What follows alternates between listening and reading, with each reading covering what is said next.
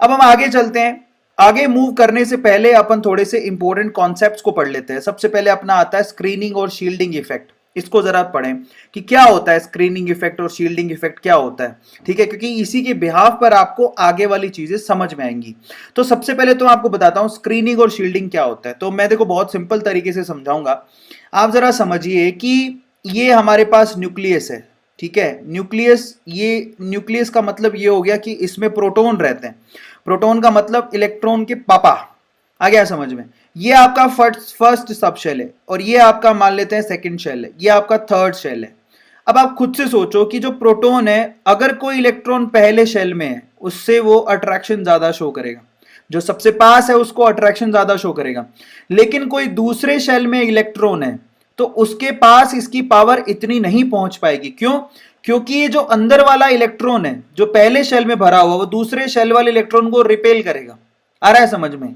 धक्का देगा। बोले कि पापा का प्यार मैं अकेला लूंगा, तू क्यों लेगा, तो उसको धक्का देगा। वो जो बहुत बाहर भरा हुआ है वो तो बेचारा बिल्कुल बेचारा ही है। क्यों? क्योंकि वो प्रोटॉन उस तक अपनी अट्रैक्शन पहुंचा ही नहीं पा रहे, क्योंकि वो बहुत दूर है। ऊपर से क्या है, अंदर वाले जो इलेक्ट्रॉन है बेसिकली उसको रिपेल कर रहे हैं। Are you getting my point? तो इसी को बोलते हैं स्क्रीनिंग इफेक्ट। स्क्रीनिंग इफेक्ट का मतलब होता है कि जो बाहर वाला इलेक्ट्रॉन है वो रिपल्शन फील करता है अंदर वाले इलेक्ट्रॉन की वजह से, जिसकी वजह से प्रोटॉन का प्यार या अट्रैक्शन पूरा बाहर वाले इलेक्ट्रॉन तक नहीं पहुंच पाता। इस चीज को समझने के लिए सिंपल डायग्रामेटिकली यू भी समझ सकते हो कि जो अंदर वाले इलेक्ट्रॉन है, बेसिकली अंदर के सबशेल के जो इलेक्ट्रॉन है वो बाहर वाले इलेक्ट्रॉन को रिपेल करते हैं, और रिपल्शन की वजह से ये न्यूक्लियस जो है बेसिकली वो बाहर वाले इलेक्ट्रॉन को अपनी तरफ अट्रैक्ट उतनी तेजी से नहीं कर पाता जितने कि अंदर वाले इलेक्ट्रॉन को कर पाता है। That's very straight forward.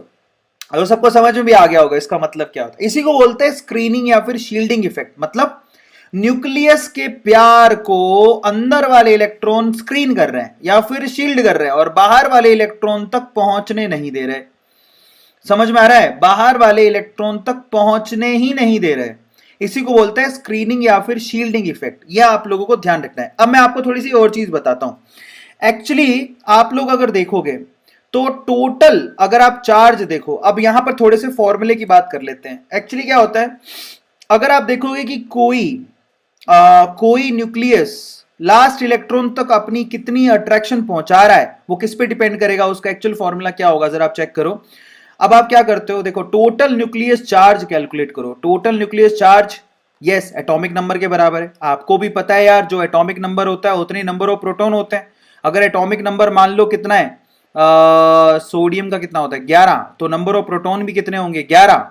आ गया समझ में? और हम लोग सोचते हैं कि ये जो प्रोटॉन है, ये प्रोटॉन का इतना 11 प्रोटॉन का पूरा अफेक्शन आखिरी इलेक्ट्रॉन तक पहुंच रहा है, तो ये गलत है, ऐसा नहीं होता। और एक्चुअली जो इफेक्टिव न्यूक्लियस चार्ज है जिसको Z स्टार बोलते हैं, वो कितना होता है, that is Z minus sigma. मतलब ये Z क्या है, ये है एटॉमिक नंबर, उसमें से सिग्मा को माइनस कर रहे हो, यानी कि स्क्रीनिंग कांस्टेंट को माइनस कर देते हो आप, कि कितना स्क्रीनिंग हो रही है। समझो भाई, 11 भले ही यहां पर 11 प्रोटॉन होंगे, लेकिन 11 प्रोटॉन का पूरा प्यार आखिरी इलेक्ट्रॉन तक नहीं पहुंच रहा, तो फिर कितना पहुंच रहा है, उसमें से आप स्क्रीनिंग इफेक्ट को माइनस कर दोगे। इसी को स्क्रीनिंग कांस्टेंट भी कहते हैं। सबको समझ में आया? चलिए अब मैं आपको थोड़े से और चीजें बताता हूं। जो स्क्रीनिंग इफेक्ट होता है बहुत सारे फैक्टर पे डिपेंड करता है। पहला, number of inner shell electrons, अंदर कितने इलेक्ट्रॉन भरे हुए हैं। जितने ज्यादा इलेक्ट्रॉन होंगे बेसिकली स्क्रीनिंग इफेक्ट उतना ही ज्यादा होना चाहिए। पहली चीज तो ये होगा। इनर इलेक्ट्रॉन कितने, जितने ज्यादा इनर इलेक्ट्रॉन होंगे आपकी स्क्रीनिंग इफेक्ट उतनी ज्यादा होगी। दूसरा, शेप ऑफ ऑर्बिटल। मैं आपको बता देता हूं कि एस ऑर्बिटल की स्क्रीनिंग सबसे ज्यादा होती है, ठीक है। तो आप लोग नोट डाउन कर लो, क्योंकि एस सबशेल बेसिकली न्यूक्लियस के सबसे पास होता है। उसके बाद होता है पी सबशेल। पी सबशेल की जो स्क्रीनिंग होती है वो पुअर होती है as compare to S. D और एफ की तो और भी गंदी होती है। मतलब अगर मैं कहूं कि डी और एफ के अंदर जो इलेक्ट्रॉन होते हैं उनकी स्क्रीनिंग अच्छी नहीं होती।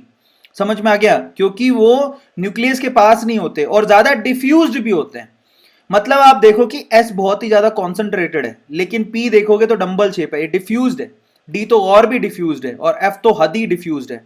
इस वजह से वो इतना ज्यादा स्क्रीनिंग नहीं कर पाते। अगर कोई सवाल पूछे कि सबसे ज्यादा स्क्रीनिंग किन इलेक्ट्रॉन्स की होती है, तो वो एस में भरे हुए इलेक्ट्रॉन्स की होती है। अगर एस में 2 इलेक्ट्रॉन भरे हुए हैं तो वो जबरदस्त स्क्रीनिंग दिखाते हैं, मतलब जबरदस्त पुशिंग करते हैं। ठीक है, अब अगर स्क्रीनिंग इफेक्ट की बात करें तो एस की सबसे ज्यादा होती है। और आप लोग याद रखो, स्क्रीनिंग इफेक्ट जो होता है ऊपर से नीचे जाने पर बढ़ता है। ये बहुत इंपॉर्टेंट है, क्योंकि यहां पर शेल बढ़ रहा है और अंदर इलेक्ट्रॉन भी बढ़ रहे हैं।